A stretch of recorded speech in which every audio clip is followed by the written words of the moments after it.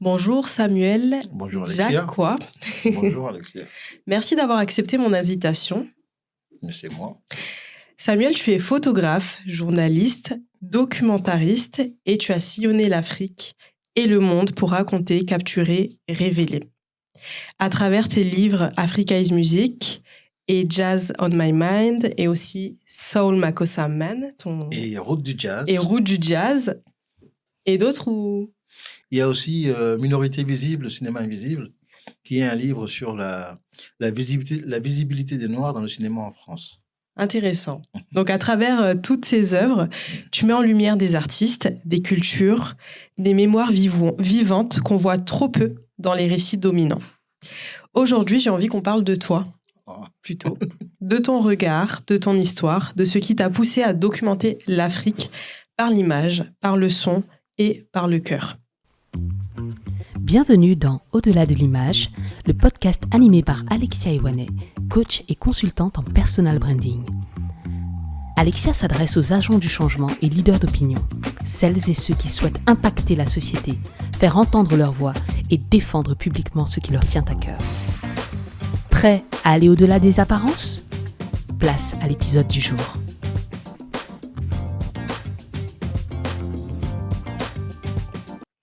Alors, pour commencer, simplement, qu'est-ce qui t'a mis un jour un appareil photo entre les mains ? Wow. La première fois que j'ai eu un appareil photo entre les mains, je crois que j'avais 10 ans. C'était un cadeau de Noël d'une tante qui m'a offert un Polaroid. Et j'étais tellement fasciné que j'ai tout de suite fini les photos qu'il fallait faire en une journée, quoi. Voilà comment j'ai eu le premier appareil photo entre les mains, c'était un appareil Polaroid. D'accord. Et ensuite, j'avais au Cameroun, parce que j'ai grandi au Cameroun, il y avait un ami de mon père qui s'appelle Cyril, qui avait hérité d'un laboratoire photo qui s'appelle Photo Georges. Et à Photo Georges, c'était l'un des plus grands photographes du Cameroun et tout le monde allait y faire des photos de famille ou des photos d'identité. Et voilà comment je suis entré véritablement en contact avec la photographie. D'accord. Et est-ce que petit, tu avais envisagé en fait que ça devienne ton métier plus tard ou pas vraiment ? Non, pas vraiment. Je n'ai jamais fait d'école de photo, je n'ai jamais D'accord. envisagé de faire la photographie comme un métier en fait. Et donc, les choses sont venues en faisant, quoi, en fait, hein. C'est-à-dire que la photographie, je l'ai apprise d'abord en étant en internat à l'âge de 15 ans, quand j'étais à Melun. J'étais en seconde, je crois, et j'étais à l'internat. Et tous les mercredis, pendant que d'autres allaient au cinéma ou allaient se promener dans la ville, moi, j'allais au labo photo avec des copains et D'accord. puis avec le moniteur qui nous apprenait à faire le tirage photo. Ok. Voilà comment je découvre vraiment le métier, quoi. Et puis après, de temps en temps, je continue à faire de la photographie, mais vraiment comme un hobby, Hmm. hein. C'était vraiment un plaisir de le faire. Mais je n'ai jamais envisagé d'en faire un Un métier. métier. Mmh. Hmm. Donc, tu es né à Paris, Ouais. mais tu as grandi à Douala, au Cameroun, comme moi. Peux-tu nous raconter ce que cette double culture a éveillé en toi dès l'enfance ? Dès l'enfance, moi je suis né, comme tu l'as dit, en 1964 et ça date, hein.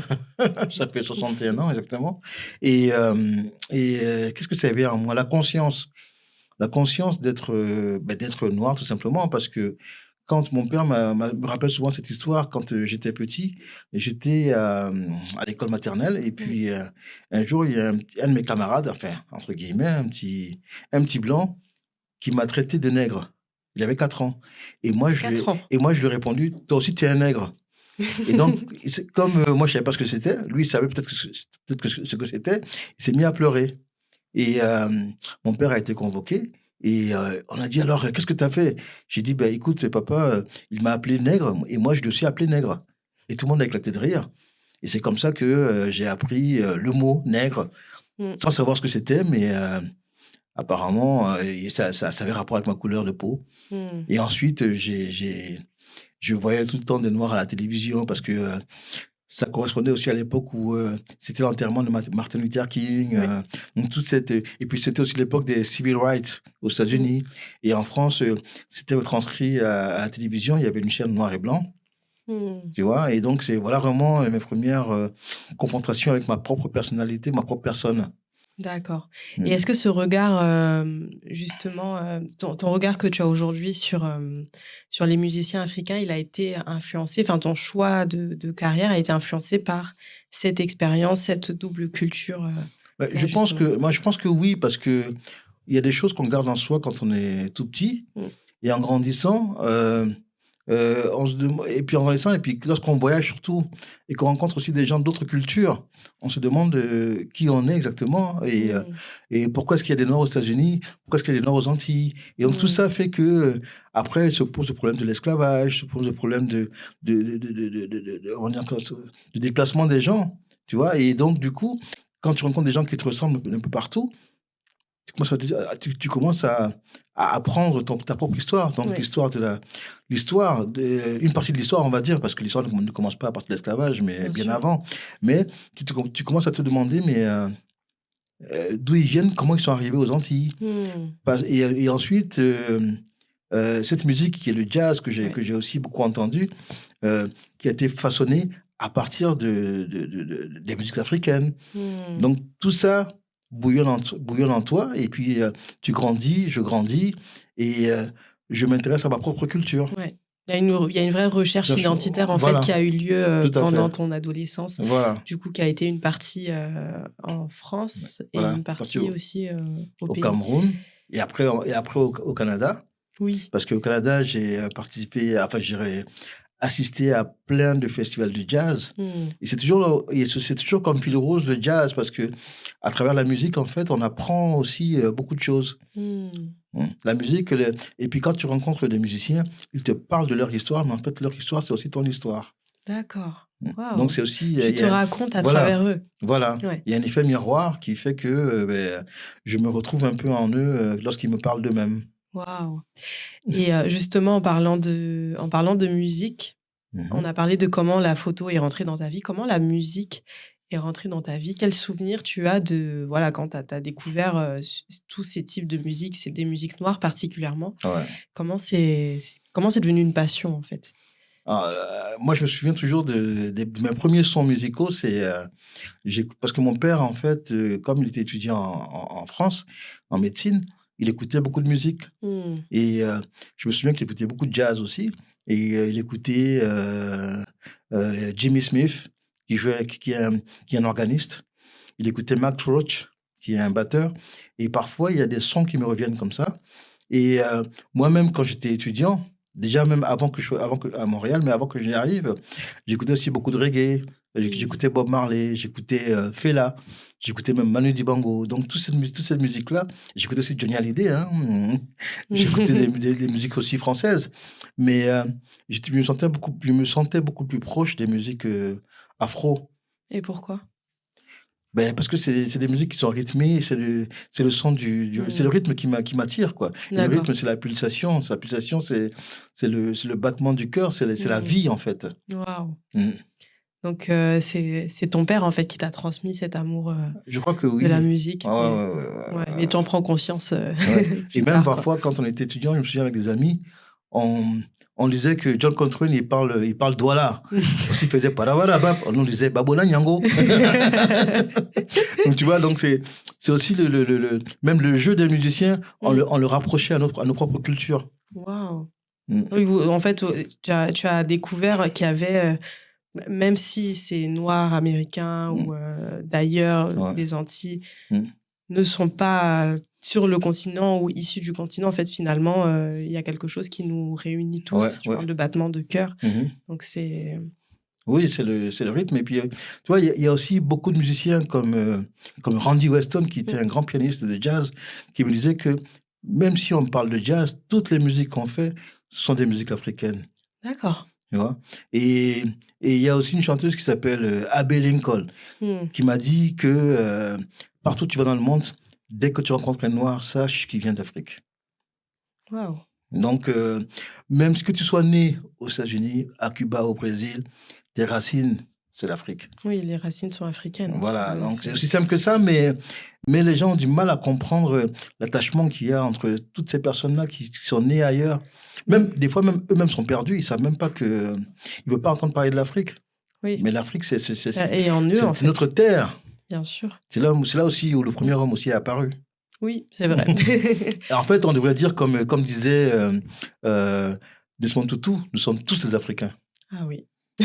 Ben oui, le premier homme Voilà. est en Afrique. Donc, Mais c'est ça. Alors, tu m'as parlé un petit peu de tes études à Montréal. Qu'est-ce que tu es allé faire à Montréal? Et qu'est-ce que ça t'a apporté? En fait, déjà, je suis parti de Paris pour aller à Montréal parce qu'à Paris, je m'amusais beaucoup. Et donc, j'avais un peu mis les études de côté. Et un jour, j'ai eu comme un flash. J'ai dit que bon, maintenant, j'arrête les conneries. Il faut que je trouve quelque chose qui me passionne, que j'aime beaucoup. Et j'ai hésité entre l'histoire, la sociologie et les sciences politiques. Et donc, au départ, je voulais être diplomate. D'accord. Et donc, j'ai envoyé mon dossier à l'Université du Québec à Montréal. J'ai choisi l'histoire, j'ai choisi sciences politiques, et j'ai coché un troisième choix, j'ai coché sociologie. D'accord. Et donc, j'ai été pris en sciences politiques. En sciences politiques. Voilà, en relations internationales.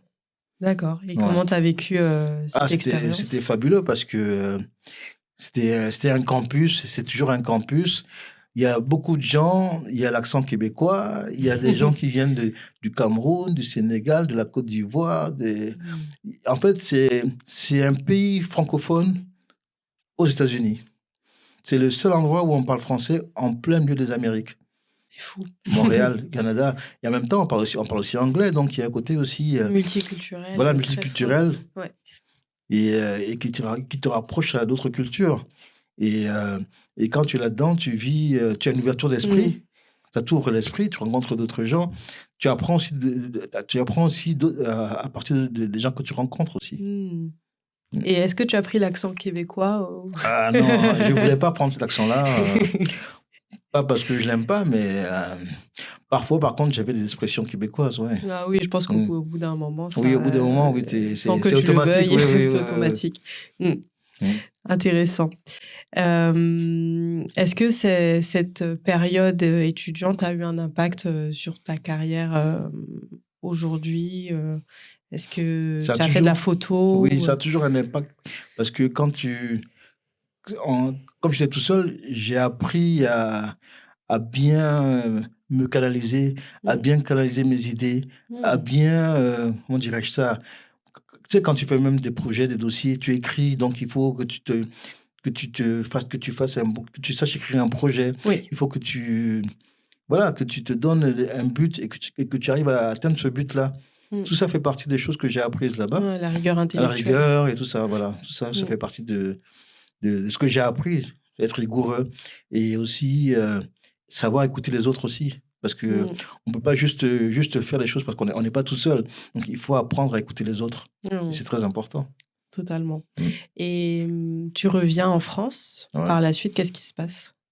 Quand je reviens en France, en fait, le but n'était pas de revenir en France. Le but, c'était d'aller au Cameroun et d'aller étudier à l'ERIC, l'école des relations internationales. Mais quand je reviens en France, au Cameroun, il y a des petits troubles dans les années 90.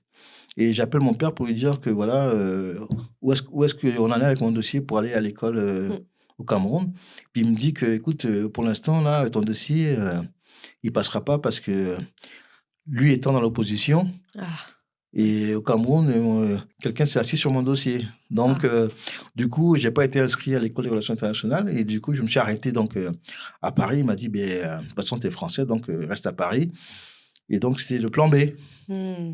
Plan B, c'était, il fallait que je trouve une occupation. Et comme à la fac à Montréal, j'écrivais souvent dans le journal du département des sciences politiques, j'ai commencé à écrire dans des journaux en tant que pigiste en France. Je me souviens que j'écrivais dans le magazine Planète Jeune avec Kidi Bébé. J'écrivais il y avait un magazine qu'on avait créé qui s'appelait Les Nouvelles de la Francophonie. Il y avait aussi un magazine qui s'appelait aussi Diagonale. Et c'est là où j'ai commencé à écrire. Au début, j'écrivais beaucoup sur la politique, sur l'économie. Puis après, j'ai commencé à vite virer vers la culture. Gentiment, mais sûrement. Voilà, voilà. Et c'est comme ça que, par la suite, j'ai commencé à rencontrer des artistes et j'ai commencé à les photographier. Et c'est devenu quelque chose de récurrent. Chaque fois que j'allais faire les interviews, ben, j'avais mon appareil photo et je les photographiais. Donc, tu racontais, en fait, à travers deux En moyens. fait, j'allais, oui, voilà, j'allais faire les interviews pour le magazine. Et dans les questions, j'avais toujours une question qui m'appartenait. Et chaque fois, je demandais à l'artiste de me raconter son africanité Wow. et comment est-ce qu'il exprime son africanité dans la musique. D'accord. Voilà. Et qu'est-ce Et qui donc, ressortait ben, c'est toujours cette histoire de rythme. Quand tu vois un pianiste qui joue du piano, qui est d'origine afro-américaine, et ben, quand il joue du piano, il le joue de manière percussive. Oui. Et quand tu vois un saxophoniste, pareil aussi, il joue des notes, mais il les joue de façon un peu plus rythmée. Il y a, bien entendu, il y a la mélodie, il y a l'harmonie, mais ce qui en ressort beaucoup plus, c'est La rythmique. la rythmique, qui est très D'accord. importante. Et Voilà. donc, au fur et à mesure, tu as commencé à... Mais quand je faisais ça, c'était beaucoup plus pour apprendre moi-même. Et au fil du temps, je me suis rendu compte que j'avais une bonne collection de portraits de musiciens. Et un jour, j'ai été en Côte d'Ivoire, on m'a invité en Côte d'Ivoire. Et il y avait un ami qui savait que j'avais des photos. Et donc, j'étais invité à un festival de jazz en Côte d'Ivoire. Et on m'a demandé si je voulais faire une expo photo. Et donc, j'ai fait une expo photo à Abidjan. Et en faisant l'expo photo, les gens me demandaient, est-ce que vous avez un livre? Ah. Et c'est là où j'ai commencé à réfléchir à l'idée de faire un livre.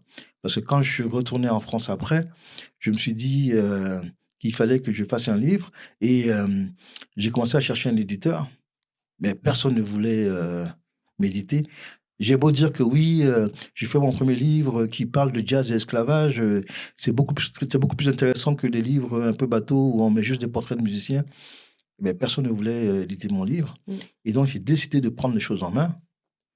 Et je me suis lancé dans le monde de l'édition.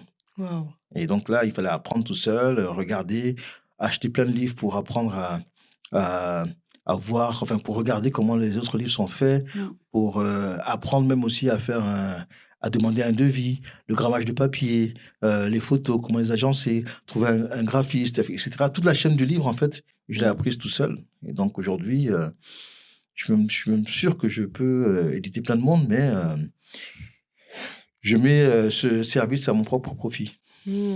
Et donc, c'est comme ça que tu sors ton premier livre Oui, mon qui premier s'intitule livre, voilà, qui s'intitule Route du jazz. Route du jazz. Ouais. Et comment est reçu ce livre? Alors, ce premier livre est vraiment très, très bien reçu parce que, d'une part, c'est l'un des premiers livres qui met en relation, qui parle du lien entre le jazz et l'esclavage. Et ce livre avait été préfacé par Manu Dibango, déjà, à l'époque. Et il est sorti en 2014, donc il y a 10 ans. Oui. Il y a 10 ans. 11. Et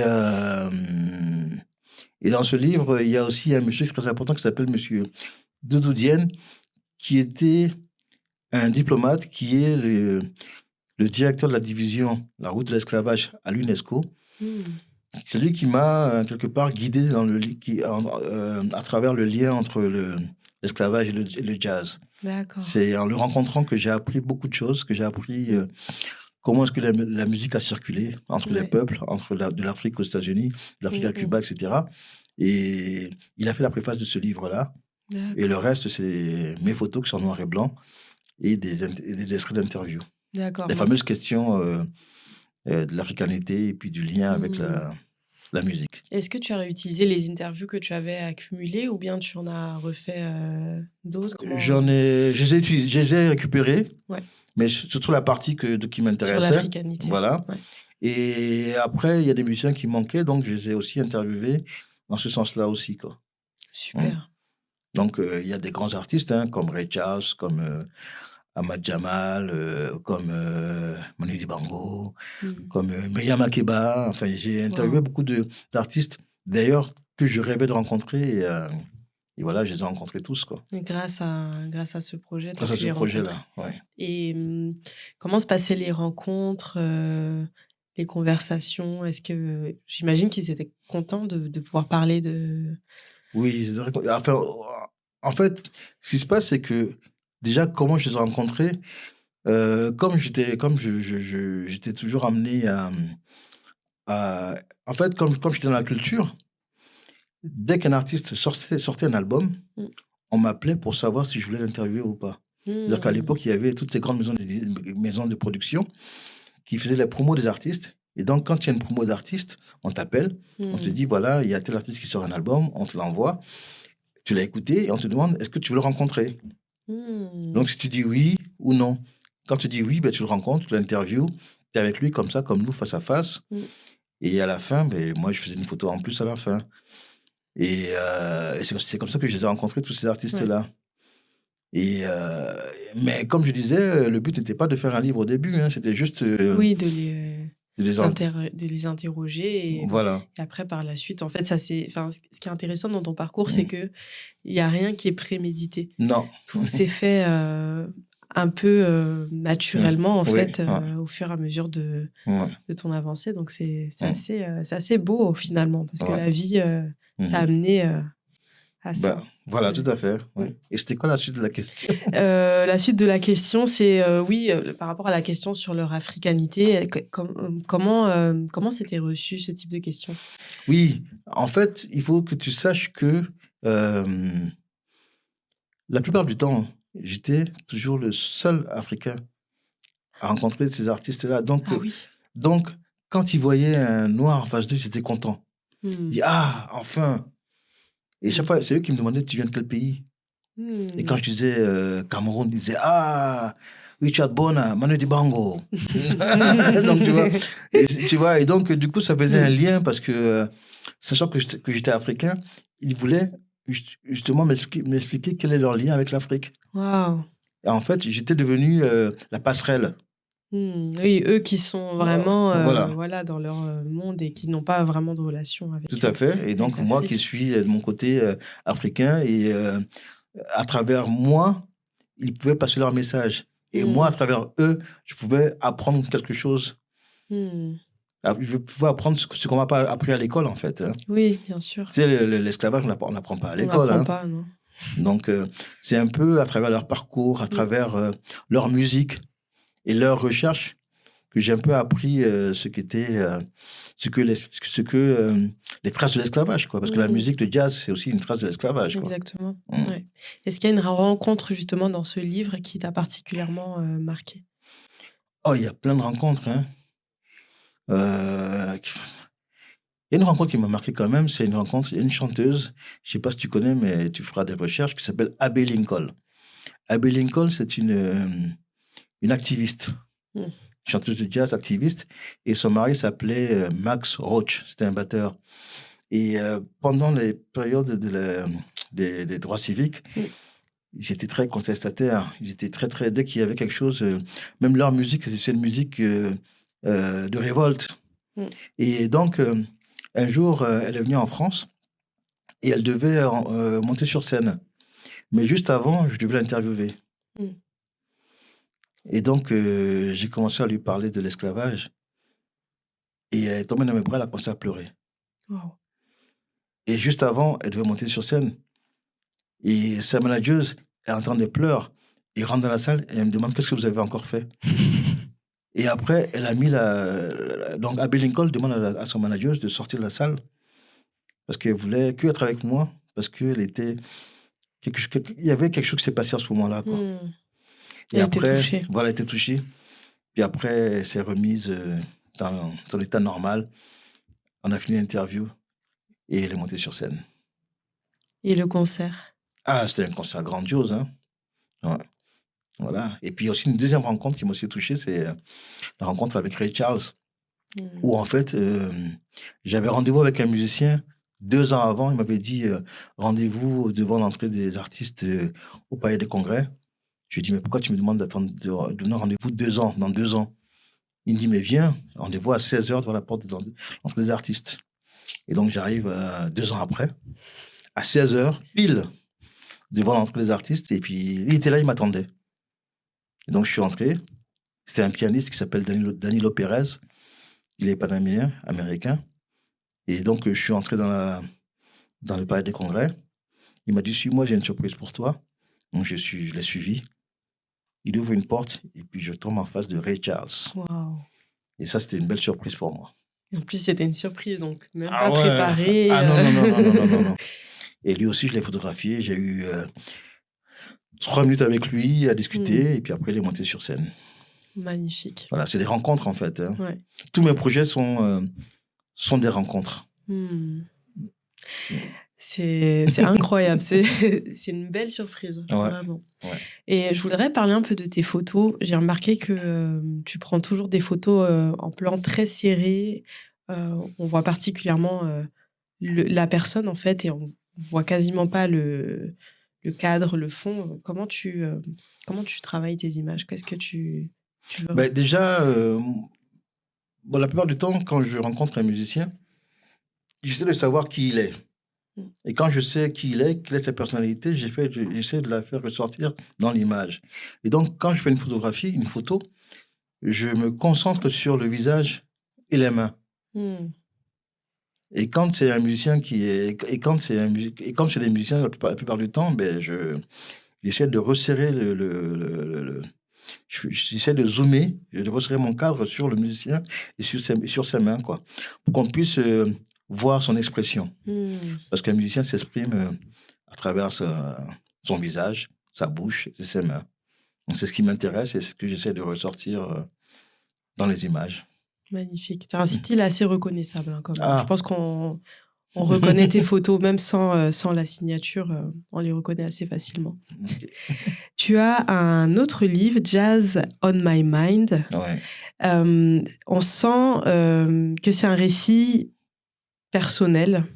Tu racontes aussi des parcours d'artistes, mais on sent aussi beaucoup de ta personne, en fait, dans ce livre. Tu peux m'en parler? C'est un livre qui est né pendant la période du Covid, où tout le monde était enfermé chez soi.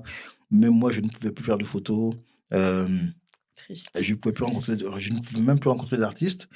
Et donc, je me suis mis devant mon ordinateur. J'ai pris un disque dur, il y avait mes photos, et j'ai commencé à les regarder. Et chaque image me évoquait un moment particulier que j'avais avec les artistes. Et donc, je me suis dit, mais attends, je suis en train de raconter les histoires de chaque photo. Pourquoi ne pas écrire ces histoires-là? Et donc, j'ai commencé à écrire sur chaque photo l'histoire du musicien et qu'est-ce qui m'a amené à lui et pourquoi je le photographie et pourquoi j'ai pris tel angle de photographie et pourquoi pas tel angle. Et puis, voilà. Et donc, c'est comme ça que j'ai commencé à écrire sur une photo, 2 photos, 3 photos. Puis, au final, j'ai dû faire une sélection. Je me suis dit, je vais en faire un livre. Et c'est vraiment un livre qui est très personnel. Ouais. Voilà. Et donc, au final, j'ai fait une sélection d'images et j'ai choisi ces musiciens. Et j'ai quand même réussi à sortir 2-3 fois pour aller faire 2 photos, 3 photos de musiciens dans la rue. Parce qu'on avait pris des rendez-vous dans la rue. Et donc, je me souviens que j'ai pris une contrebassiste qui s'appelle, je ne sais plus comment elle s'appelle, Solène. Et je l'ai prise dans la rue à Boulogne avec une grosse contrebasse en plein milieu de rue, comme ça, avec un afro. Et voilà. Tu as pas mal de photos, effectivement, comme ça, qui sont en pleine rue. Je me souviens d'une avec du linge derrière. Oui, mais ça, c'est Paco Seri. Paco Seri, ça a été pris en Côte d'Ivoire. En fait, j'étais à un festival qui s'appelle le Massa. C'est le marché des arts et spectacles d'Abidjan. Et ce jour-là, Paco Seri, c'est un ami. Et je lui ai dit, tiens, il faut que je te prenne en photo. Il m'a dit, prends-moi en photo, mais pas derrière une batterie. OK. Et donc, on a été dans un endroit où il répétait. Et derrière la salle de répétition, il y avait une petite cour. Et il y avait une dame qui faisait son linge. Donc, j'ai trouvé intéressant de prendre 2 bancs, de le faire asseoir avec des baguettes. Et je lui ai dit, tape sur le banc. Et il y avait le linge qui était accroché derrière. Elle est magnifique, cette photo. Voilà. Elle est extraordinaire, vraiment. C'est vraiment comme au village, quoi, en fait. Waouh. Donc, voilà. Quelle Afrique tu racontes à travers tes photos? Quelle Afrique? Ouais. En fait, moi, j'aime l'Afrique, hein, mais j'aime l'Afrique au sens où, quand je suis partout africain, partout. À un moment donné, je ne suis plus camerounais, je suis africain. C'est-à-dire que Oui. quand je suis au Sénégal, je me sens comme un Sénégalais. Quand je suis en Côte d'Ivoire, je me sens comme un Ivoirien. Enfin, quand je suis en Afrique du Sud, je me sens comme un Sud-Africain. Donc, moi, j'aime l'Afrique solidaire, l'Afrique où tout le monde se sent comme chez soi. Voilà. Donc, c'est l'Afrique, une Afrique ouverte, une Afrique qui donne et une Afrique voilà, une Afrique qui joue cette belle musique, quoi. Magnifique. On va parler de cette œuvre d'art, Soul Makossa Man. Soul Makossa Man. Le 24 mars 2021, le saxophoniste qui... Je crois que c'est 2020. Hein. C'était pas 2021 ? Non, c'est 2020. Ah, 2020. Ouais. Voilà, donc Manu Dibango nous a quittés. Ouais. Est-ce que tu peux m'en parler de ton histoire avec Manu Dibango ? Il revient beaucoup de fois dans ta carrière. L'histoire avec Manu, ben déjà, tous les Camerounais qui d'un certain âge, en fait, ont toujours connu Manu Dibango avec Soul Makossa, avec Saxi Party. Manu Dibango, c'est celui qui a écrit la première musique de la Coupe d'Afrique des Nations au Cameroun. Et à ce moment-là, moi, j'étais au Cameroun. Et moi, je l'ai rencontré de façon professionnelle en 1997, par là, lors du 50e anniversaire de la revue Présence africaine. En fait, c'était à l'UNESCO. Et donc, j'entre dans la salle et puis je tombe nez à nez sur lui, quoi. Il était assis et moi, j'entrais et puis j'ai vu sa calvitie, je l'ai vu de dos et je suis allé le voir direct. J'ai dit, ah, monsieur Manu, comment allez-vous? Je suis Camerounais comme vous. Et j'avais un vieil appareil photo. Et je lui ai dit, est-ce que je peux vous photographier? Il m'a dit, bah oui, vas-y, petit. Et donc j'ai, tout hésitant, parce que la salle était un peu sombre, chose que je ne fais jamais, j'ai dû mettre un flash pour pouvoir avoir voilà, la lumière. Oui. Voilà. Et donc c'est là où je l'ai rencontré la première fois. Et la première photo figure dans le livre où je l'ai photographié. Et donc, depuis lors, chaque fois que je voyais qu'il y avait un concert de Manu, j'y allais. Dès que tu pouvais y aller, tu y étais, quoi. J'y étais. Et il s'est habitué à me voir au pied de la scène, parce que chaque fois que j'étais, il était à ses pieds en train de faire des photos. Lui était en haut sur l'estrade et moi en bas en train de faire des photos. Et ça doit être le musicien que j'ai le plus photographié. Et donc, en me voyant comme ça, ça nous a rapprochés. Après, il m'a demandé comment je m'appelais. Et puis, il se trouve qu'il connaissait mes parents. Parce que Manu Dibango connaît tout le monde. Hein. Donc, et après, il a su que j'étais Douala. Donc, quand il me voyait, il me parlait Douala. Moi, avec mon Douala un peu bancal, j'apprenais aussi, mais je répondais. Et au fil du temps, parfois, il m'appelait, j'allais chez lui. Et je le photographiais chez lui. Et parfois, il avait ses anniversaires. Il appelait tous ses amis et il m'appelait aussi. Et j'étais là. Je n'étais pas tout le temps là, mais j'étais là à des moments clés. Et quand il a fait son dernier projet qui s'appelle Safari Symphonique, un jour, mon téléphone sonne, il m'appelle et il me dit, voilà, j'ai un projet qui s'appelle Safari Symphonique, j'aimerais que tu viennes faire des photos pendant mes répétitions. Et moi, je n'ai jamais su pourquoi il m'avait appelé. Et Manu Dibango n'a jamais appelé quelqu'un pour venir faire des photos durant ses répétitions. Et donc, j'étais là, il y avait à peu près 40 musiciens. Et j'ai fait des photos pendant qu'ils jouaient, pendant pratiquement plus de 2 heures. Il y avait des répétitions, ils jouaient, et je faisais des photos. Et après, il a fait un concert à Jazz à Vienne. J'étais là, j'ai fait des photos. Et puis après, il a fait un concert au Cinéma Rex. Mais par contre, je n'ai pas pu être là, j'étais occupé. Et c'était en 2019, et l'année d'après, il partait. Et je me suis toujours demandé mais pourquoi il m'a appelé. Et d'où la raison de ce livre d'ailleurs, parce que je me suis dit que s'il m'a appelé, c'est parce qu'il avait quelque chose à me transmettre. Parce que la phrase que je retiens de lui, c'est « Ne dis jamais que je ne t'ai jamais rien donné ». Et donc, je voulais lui rendre ce qu'il m'a donné en faisant ce livre. D'accord, c'est un magnifique hommage. Merci. Quel homme était-il, toi qui l'as beaucoup côtoyé? Je te sens un peu ému. Ouais. Mais comme était-il, il y a son fils qui s'appelle Michel Dibango qui m'a dit que finalement papa était amour. Parce que Manu Dibango était vraiment un amour, mais l'amour au sens où il aimait les gens et il aimait la musique. Ouais. Moi, je n'ai jamais vu Manu Dibango fâché. Jamais fâché. Et je me souviens qu'une fois, j'étais en train de l'interviewer et puis ça m'agaçait parce qu'il y avait beaucoup de monde qui venait, chaque fois venait nous interrompre. Il disait, on peut prendre une photo, on peut discuter avec toi. Et moi, j'étais en train de faire mon interview et j'arrivais pas à avancer, quoi. Chaque fois, il me disait, calme-toi, on a le temps. Donc, il me faisait comprendre que les gens, il peut leur accorder 30 secondes. Ça n'empêche pas qu'on puisse travailler. Voilà, on a le temps, quoi. Et donc, et puis Manu, c'est aussi quelqu'un qui n'avait jamais de garde du corps. Je ne compte pas le nombre de gens qui ont fait des selfies avec lui. Il y en a tellement. Wow. Voilà. Quelqu'un vraiment proche de son pas public. Proche de son public, pas besoin de garde du corps, toujours prêt à prendre une photo avec les gens, toujours gentil, toujours souriant. Les gens, quand tu leur demandes qu'est-ce que tu gardes de Manu Dibango comme souvenir, ils vont te répondre son sourire, son rire. Donc, tellement son rire est devenu légendaire que tout le monde en parle. Tout le monde parle de son rire.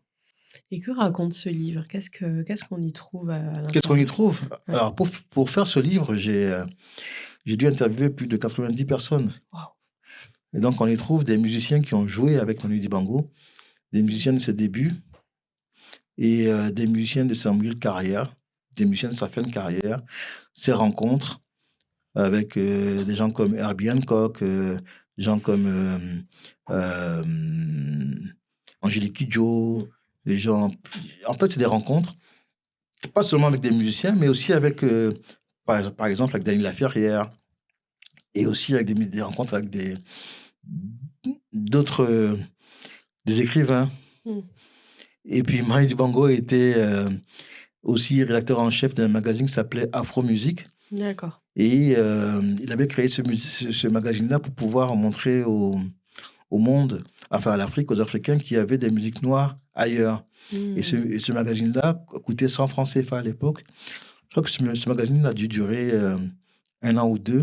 D'accord. Et dans ce magazine-là, on y trouvait des gens comme Stevie Wonder, Ray Charles, plein de musiciens qui faisaient de la musique noire. En fait, ils voulaient montrer des musiques noires ailleurs. Et j'ai réussi à retrouver le magazine.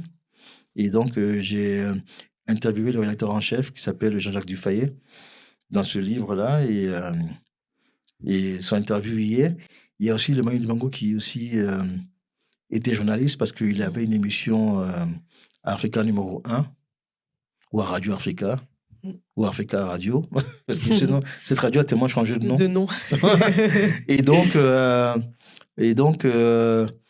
j'ai rencontré le directeur de la radio avec lequel Manu Dibango avait signé un contrat d'émission de radio, Maraboutique. Maraboutique, voilà. D'accord. Ouais. Et c'est un homme qui a beaucoup inspiré beaucoup d'artistes à travers le monde, notamment aux États-Unis. Ouais.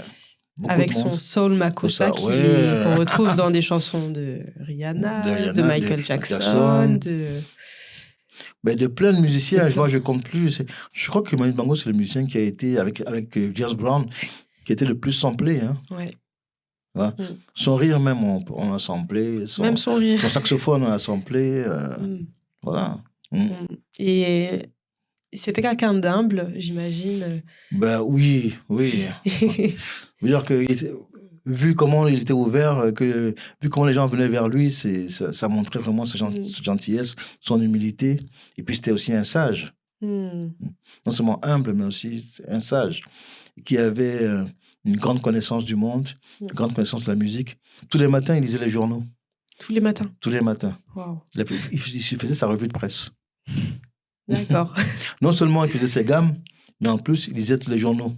Et tous les journaux, aussi bien un journal de droite que de gauche, de tous les bords politiques en France. Donc, comme ça, il se faisait son opinion de tous les bords. Son propre avis. Voilà, à partir de ce qu'il avait lu, quoi. Et qu'est-ce qui t'a appris cet homme sur toi ou dans ta carrière? Oh, qu'est-ce qu'il m'a appris? Il m'a appris la ponctualité. Parce que le jour où on a eu un rendez-vous, je suis venu à l'heure, mais il était là avant moi. Ah, Voilà, on avait un rendez-vous à 8h du matin, il était là. Moi, je suis arrivé à 8h moins 5, il a dû arriver au moins une demi-heure avant moi. Hein. d'accord. Voilà, et puis il m'a aussi appris quand même si j'avais déjà appris ça à Montréal, toujours la rigueur, quoi. Et puis aussi le travail, et puis aussi ne pas hésiter à refaire, si on sait qu'on a mal fait quelque chose, ne pas hésiter à le refaire. La perfection, quoi, en fait. Lui, il appliquait ça dans Oui, sa hein. manière de travailler oui. la musique. Oui. Et puis souvent, il me disait que, tu sais, une chanson n'est jamais finie. Donc, on peut la rejouer plusieurs fois, mais pas de la même manière. On peut la réarranger plusieurs fois.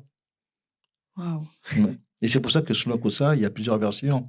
Il y a des versions salsa, des versions reggae, des versions Makossa, des versions hip-hop, des versions funk. Ah, il y a une telle ouverture aussi voilà. sur le monde, une telle ouverture Non, d'esprit. tout à fait. Est-ce que tu te considères comme un artiste? Moi, je suis un auteur, je suis un passeur. Un artiste parce que parfois j'improvise. Et parfois aussi, comme tu as dit tout à l'heure, tu fais la remarque, rien n'est prémédité. Ouais. Donc tu construis au fil de l'eau avec, voilà. Avec ce que tu as sous la main, en fait. Au fil de mes rencontres, au fil de... C'est des choses qui provoquent des choses, qui font que je fais des choses. Donc oui, t'es un artiste aussi, quelque part. Quelque part, oui.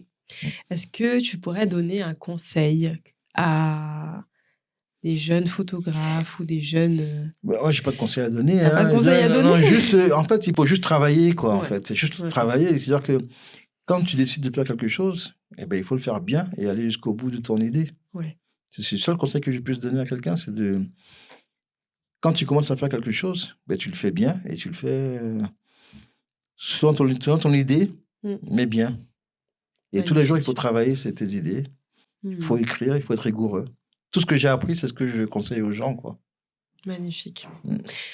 Dernière question. Ouais. Que signifie pour toi aller au-delà de l'image? Ben, c'est quand les gens qui ont, par exemple, mon livre entre leurs mains ou mon image entre leurs mains, en font leur propre image ou s'accaparent l'image que j'ai réalisée, quoi. D'accord. Se l'approprient. Voilà. Une fois que les gens s'approprient l'image, ils en font ce qu'ils veulent. Ils la décrivent comme ils veulent, ils en font ce qu'ils veulent, et c'est ça, aller au-delà de l'image. Quand je touche le cœur de quelqu'un, c'est ça, aller au-delà de l'image, quoi. Magnifique. Merci beaucoup, Samuel, pour cette interview. Alexia. C'était passionnant. Ah bon?